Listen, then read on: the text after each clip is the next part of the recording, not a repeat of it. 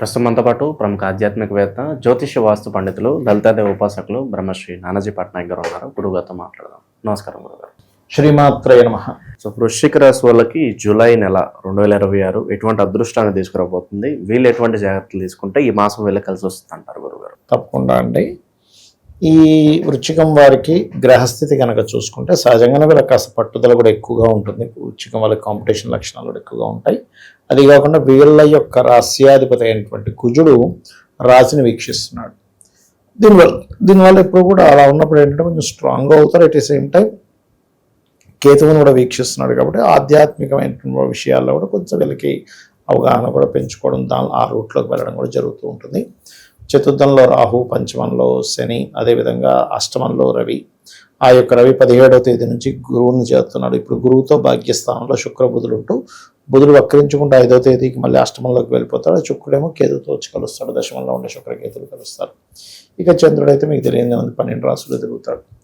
అయితే ఈ యొక్క గ్రహస్థితిని అనుసరించి మీకు ఎలా ఉండబోతుంది, వీరికి ఎటువంటి విషయాల పట్ల వీళ్ళు జాగ్రత్త వహించాలి అనేటువంటి అంశాలు చెప్తుంది. నేనైనప్పటికీ చెప్పిస్తుంది సాక్షాత్ లలిత అమ్మవారిగా భావిస్తూ ఆ లలితాంబిక అమ్మవారి యొక్క అనుగ్రహం మీకు పరిపూర్ణంగా కలగాలని మనస్ఫూర్తిగా కోరుకుంటూ, ఇక్కడ ఎప్పుడైతే ఈ లగ్నాధిపతి సప్తమంలో ఉన్నాడో సర్వసాధారణంగా వీళ్ళకి కొంచెం పట్టుదల కానీ, మొండితనం కానీ, కాంపిటీషన్లో ఉండడం కానీ, కొంచెం అలుపు ఎరగకుండా శ్రమ పడ్డం కానీ వీళ్ళ యొక్క గొప్ప లక్షణాలు చెప్పాలంటే.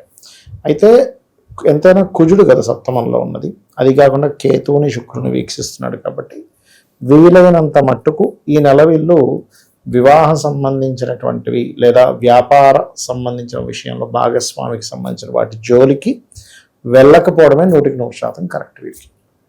అయితే ఇక్కడ కొంచెం ఆల్రెడీ వివాహం కానటువంటి వారికేమో వివాహం విషయంలో వెతుక్కునే విషయంలో స్ట్రెస్ ఉంటుంది. పార్ట్నర్స్తో కూడా కొంత స్ట్రెస్ ఉంటుంది. వివాహం అయిపోయిన వారికి కూడా కొంతవరకు జీవిత భాగస్వామితో కొంత ఘర్షణ యోగము, ఇలాంటివన్నీ కూడా సప్తమంలో కుజుడు ఉన్నందుకు ఇటువంటి ఫలితాలు జరుగుతాయి. అయితే విదేశాలకు వెళ్ళి అక్కడ ఏదైనా చదువుకుందాము అని ప్రయత్నం చేసేటువంటి వారికి విద్యాయోగం విదేశాల్లో ఉంది. అదేవిధంగా అక్కడ నివసిస్తూ కొంతమంది అక్కడే గ్రీన్ కార్డు హోల్డర్స్ అవడానికో లేకపోతే ఇలా ప్రయత్నం చేస్తూ ఉంటారు. అటువంటి వాళ్ళకి 4వ స్థానంలో ఉండేటువంటి రాహు అటువంటి ఫలితాలను ఇస్తున్నాడు చెప్పాలంటే. అదొకటి. అదేవిధంగా ధనస్థానం మీద శని దృష్టి ఉంది. శని దృష్టి ఉండడం వల్ల ఇక్కడ 2 విషయాలు, వీళ్ళకి రావాల్సిన ధనం కొద్దిగా స్లో అవ్వడము, సంతానం కొంచెం ధన సంబంధించిన విషయంలో ఇంప్రూవ్ అవ్వడం, 2 ఇస్తుంది. ఎందుకంటే శని ఎంతైనా లేటుకి కదా కొంచెం ఆలస్యం అవుతూ ఉంటుంది. కానీ ధన సంబంధించిన విషయంలో, ఎందుకంటే ఇక్కడ లగ్నం మీద గురువు దృష్టి ఉంది. అంటే గురుబలం ఉన్న జాతకము. ఎప్పుడైనా గురువు కనుక గోచారంలో బలం పెరిగినప్పుడు ఏం జరుగుతుంది అంటే వీళ్ళకి అప్పటి వరకు ఏమీ కలిసి రానటువంటిది ఇక్కడ నుంచి కొంచెం మూమెంట్స్ అనేవి జరుగుతుంటాయి వృశ్చిక లగ్నం వారికి. అయితే కుజుడు దృష్టి కూడా ఉంది కాబట్టి కొంచెం మొండితనం ఇవి కూడా పెరుగుతూ ఉంటాయి చెప్పాలంటే. మొండితనము, కొంచెం కొన్ని దీక్షలు తీసుకోవడము, ఎందుకంటే కుజుడు దృష్టి దశమం మీద ఉంది కదా, లగ్నం మీద ఉంది, దశమం మీద ఉంది కాబట్టి ఇలా కర్మలన్నీ ఎలా ఉంటాయంటే కొంచెం ఇప్పుడు మామూలు పూజలు చేయడం కంటే కూడా ఉపవాసం చేస్తాను, లేకపోతే హోమాలు చేస్తాము, యజ్ఞాలు చేస్తాం, అంటే కొంచెం స్ట్రాంగ్గా చేసేటువంటివి చేస్తుంటారు. ఎక్కువగా దీక్షలు తీసుకోవడము, కొంచెం వీళ్ళు చూడండి నేల మీద నిద్రపోవడం, కొంచెం కఠినంగా చేసేటువంటివన్నీ కూడా వీళ్ళు చేయడం జరుగుతూ ఉంటుంది. అయితే వీళ్ళకి వివాహ సంబంధించినటువంటి విషయంలో చాలా జాగ్రత్తగా ఉండాలని చెప్పాను.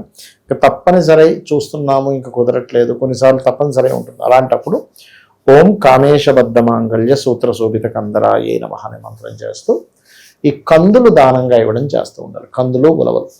ఇక్కడ దశమంలో కేతు శుక్రుడు కూడా ఉన్నారని చెప్పుకున్నాం కదా. ఈ కెరీర్ విషయంలో ఇబ్బంది తగ్గాలి అంటే నవగ్రహాలలో శుక్రుడు, రవి గ్రహాల దగ్గర దీపారాధన చేస్తూ పర్టికులర్గా వీళ్ళు ఏంటంటే ఓం మాణిక్య మకుటాకార జానుద్వయ విరాజితాయే నమః అనే మంత్రం కనుక చేసుకున్నట్లయితే కూడా సరిపోతుంది వీరికి. అదేవిధంగా మరొక విషయం ఏంటంటే ఈ ఫైర్ డిపార్ట్మెంటు లేకపోతే మన ఇవి ఉంటాయి చూసారా, ఇది డిఫెన్స్ రిలేటెడ్ పోలీస్ డిపార్ట్మెంట్, ఇలాంటి జాబ్స్ కోసం ప్రయత్నం చేసేటువంటి వారికి చాలా అనుకూలంగా ఉంది చెప్పాలంటే. తండ్రి గారి విషయంలో మొదటి 17 రోజులు, ఎందుకంటే 17వ తేదీ నుంచి భాగ్యంలోకి వస్తున్నాడు కాబట్టి తండ్రి గారి ఆరోగ్య విషయంలో మరియు తండ్రి గారి ఆస్తి విషయంలో కొంత ఘర్షణ ఇది చూపిస్తుంది చెప్పాలంటే. వాళ్ళ తండ్రి గారి ఆస్తి విషయంలో, అంటే తాతగారి ఆస్తి విషయంలో ఒక ముక్కలో చెప్పాలంటే ఇంకా కరెక్ట్గా చెప్పాలంటే అదొకటి. ఈ సమయంలో ఎప్పుడైతే శుక్రకేతువులు ఉన్నారో స్త్రీ మూలంగా లేకపోతే కొన్ని మిస్కమ్యూనికేషన్స్ మూలంగా ఉద్యోగం మారవలసి వస్తుంది, లేదా వివాహం చేసుకొని వేరే దగ్గరికి షిఫ్ట్ అవ్వాల్సి వస్తుందండి. ఈ జాబ్ సరిపోదు, ఇప్పుడు వివాహం అయింది కదా, ఈ చిన్న జాబ్ ఎక్కడ సరిపోతుంది, ఇంకోటి వచ్చిందని మారిపోవడం కానీ, లేకపోతే ఉన్నదే మానేసి ఇంకోటి దగ్గరికి వెళ్దాం అనుకోని కానీ, ఉద్యోగంలో దశమంలో కేతు ఉండడం ఒక ఎత్తు, శుక్రుడితో కలిసి ఉండడం ఒక ఎత్తు. కాబట్టి ఇందులో పర్టికులర్గా ఈ 12వ అధిపతి కూడా అవుతున్నాడు. కాబట్టి కొంతమందికి స్త్రీలకు ఎలాంటి వివాహం అయిపోయింది కదా, జాబ్ వదిలేసి అక్కడికి వెళ్ళి వెళ్ళిపోతారు, ఎక్కడ వేరే దగ్గర ఉంటే అక్కడ ఇంకో జాబ్ చూసుకుందాం లేకపోతే అలాగా చూపిస్తుంది ప్రధానంగా ఇక్కడ ఉండేటువంటి కాంబినేషన్స్ కనుక చూసుకున్నట్లయితే. ఇప్పుడు వీళ్ళకి ప్రజెంట్ గురుగారు, ఫ్యామిలీ రిలేటెడ్ ఇష్యూస్ ఈ మధ్యకాలం మనం చూస్తున్నాము, చాలా ఎక్కువైపోతున్నాయి. భార్యాభర్తల మధ్య అన్యోన్యత కావచ్చు, ఏవో ఫ్యామిలీ పరంగా చాలా డిస్టర్బెన్సెస్తో అవునండి. మరి దీనికి సంబంధించి మంచి పరిహారం ఏదన్నా తెలియజేయండి. ఇక్కడ ఫ్యామిలీకి సంబంధించిన విషయాల్లో అసలు మెయిన్గా ఎందుకు కలవట్లేదు అంటే, ఒకటి ఎక్స్పెక్టేషన్స్ పెరిగిపోయాయండి. ఎవరికి కూడా సాటిస్ఫాక్షన్ లేదు లైఫ్ మీద. పొద్దున్న లేస్తే ఉరుకులు పరుగులు నైట్ వరకు. సండే వచ్చిందంటే ఇంకా ఒక్కరోజు ఏదో కొంచెం అలా మళ్ళీ ఫ్రెండ్స్లో వెళ్ళి సాటిస్ఫాక్షన్ లేని జీవితాలు అయిపోయాయి. మెయిన్గా కాస్ట్ ఆఫ్ లివింగ్ పెరిగిపోయింది. ఇవన్నీ ఎక్స్పెక్టేషన్ ఏమో పెరిగిపోయింది, కాస్ట్ ఆఫ్ లివింగ్ పెరిగిపోయింది. అందుకని దాంట్లో ఇమ్మడలేకపోతున్నాడు మనిషి.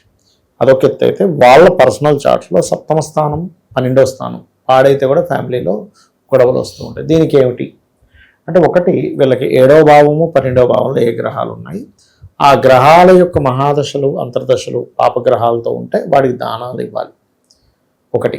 రెండవది, వాస్తులో కూడా ఇంట్లో నైరుతి మూల ఉంటుంది చూసారా, నైరుతి మూల పొరపాటును కూడా చెట్లు పెంచకూడదు. అది భూమిని చీల్చుతూ ఉంటుంది చెట్లు, మొక్కలు పెట్టడం పెంచు, అది కూడా చాలా మటుకు ప్రమాదం. ఆగ్నేయంలో ఉండదు చెట్లు, అసలు చేయకూడదు. నైరుతి మూల పొరపాటును కూడా అద్దం పెట్టకూడదు. ఇవన్నీ కూడా కొంచెం ఇద్దరి మధ్యన విచ్ఛిన్నానికి దారితీస్తుంది. కత్తెరలు పెట్టడం, అది చాలా పెద్ద డేంజర్. కత్తెర పెడితే కనుక కట్ అయిపోతుంది ఇద్దరు రిలేషన్ అనేటువంటి. అలా ఈ జాగ్రత్తలు తీసుకుంటూ నైరుతి మూల క్రీమ్ కలర్ ఉండేలా చూసుకుని మాస్టర్ బెడ్రూమ్లో వీలైనంత చీకటిగా ఉండేలా చూసుకొని లలితా సహస్రనామాలలో ఓం శివకామేశ్వరాంకస్త శివా స్వాధీన వల్లభాయ నమః అనే మంత్రం చేసుకోవాలి.